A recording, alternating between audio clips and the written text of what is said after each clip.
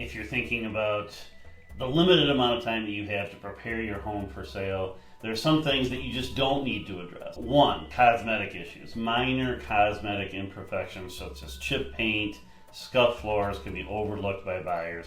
They are more concerned with structural or functional problems. Number two, outdated features. While updating your kitchen or bathroom can add value, it's not always necessary and you rarely get all your money back. Keep in mind that buyers are going to want to remodel to their own tastes. Number three, small repairs. If you have a leaky roof or a damaged HVAC, those are big repairs. You're going to want to get those fixed. Minor things buyers can overlook. Landscaping. Landscaping is a major undertaking. You're going to want to maybe plant some annual flowers, do some things like that that's low impact. Don't spend a lot of time and energy and money on landscaping. The biggest advice that I have is to have a real estate agent, and if you choose me, I bring my wife in, Shannon. She's an artist, a professional photographer, and she has a background in interior design and architecture.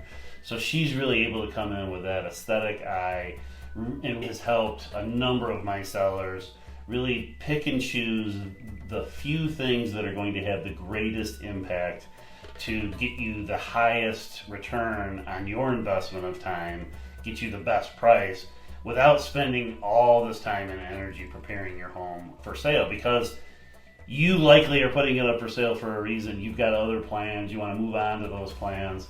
So let's not get stuck. Let's just do those few things that are going to really set the home apart and get that buyer in the right mindset for that first date with your home and that first showing. We want them to fall in love with your home.